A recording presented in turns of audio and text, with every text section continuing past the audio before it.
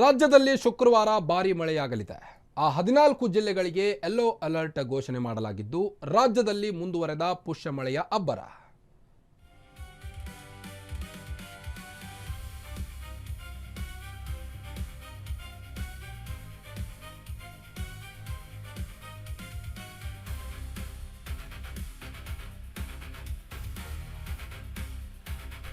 ಆ 14 ಜಿಲ್ಲೆಗಳಿಗೆ yellow alert ಅನ್ನು ಘೋಷಿಸಲಾಗಿದೆ. ರಾಜ್ಯದಲ್ಲಿ ಮುಂದುವರೆದ ಪುಷ್ಯ ಮಳೆಯ ಅಬ್ಬರ. ಜುಲೈ 24ರಂದು ರಾಜ್ಯದ ವಿವಿಧೆಡೆ ಮಳೆಯಾಗುವಂತ ಸಾಧ್ಯತೆ ಇದೆ. ಕರಾವಳಿ, ಮಲೆನಾಡು ಹಾಗೂ ಉತ್ತರ ಒಳನಾಡಿನಲ್ಲಿ ಮಳೆಯಾಗುವಂತ ಸಾಧ್ಯತೆ ಇದ್ದು, 14 ಜಿಲ್ಲೆಗಳಿಗೆ ಹವಾಮಾನ ಇಲಾಖೆ ಯೆಲ್ಲೋ ಅಲರ್ಟ್ ಘೋಷಣೆ ಮಾಡಿದೆ. ಉಡುಪಿ, ದಕ್ಷಿಣ ಕನ್ನಡ ಮತ್ತು ಉತ್ತರ ಕನ್ನಡ, ಕರಾವಳಿ ಭಾಗ ಸೇರಿದಂತೆ ಉತ್ತರ ಕರ್ನಾಟಕದಲ್ಲೂ ಭಾರೀ ಮಳೆಯಾಗುವಂತ ಸಾಧ್ಯತೆ ಇದೆ. ಶಿವಮೊಗ್ಗ ಸೇರಿ ಹಲವೆಡೆ ಭಾರೀ ಮಳೆಯಾಗುತ್ತಿದ್ದು, ಬಿರುಗಾಳಿಯ ಎಚ್ಚರಿಕೆಯನ್ನು ಕೂಡ ನೀಡಿದ್ದಾರೆ. ಬೆಂಗಳೂರಿನಲ್ಲಿ ಸಾಧಾರಣ ಮಳೆಯ ಮುನ್ಸೂಚನೆ ಇದೆ. ಬೆಂಗಳೂರು ಮಂದಿಗೆ ವಾರಾಂತ್ಯದಲ್ಲಿ ಮಳೆ ಬಿಡುವು ಸಿಗಲಿದೆ.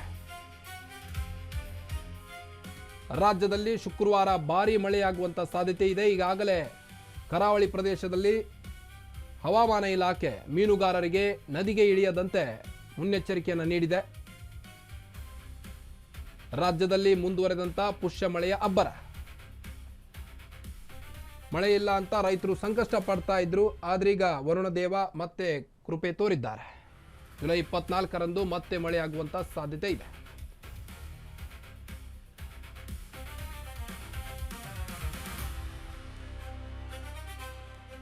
ಉಡುಪಿ, ದಕ್ಷಿಣ ಕನ್ನಡದಲ್ಲಿ ಶುಕ್ರವಾರವೂ ರಣಮಳೆ ಸುರಿಯಲಿದೆ.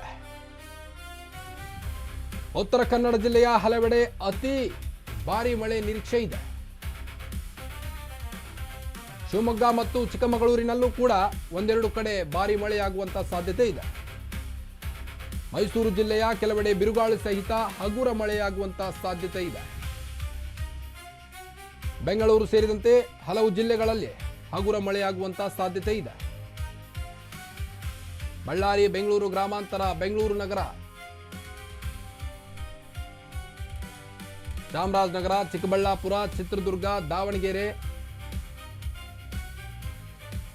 ಹಾಸನ, ಕೊಡಗು, ಕೋಲಾರ, ಮಂಡ್ಯ, ರಾಮನಗರ,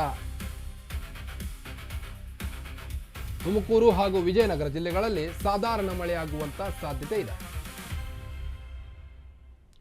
ಉಡುಪಿ, ದಕ್ಷಿಣ ಕನ್ನಡದಲ್ಲಿ ಶುಕ್ರವಾರವೂ ರಣಮಳೆ ಸುರಿಯಲಿದೆ. ಆದರೆ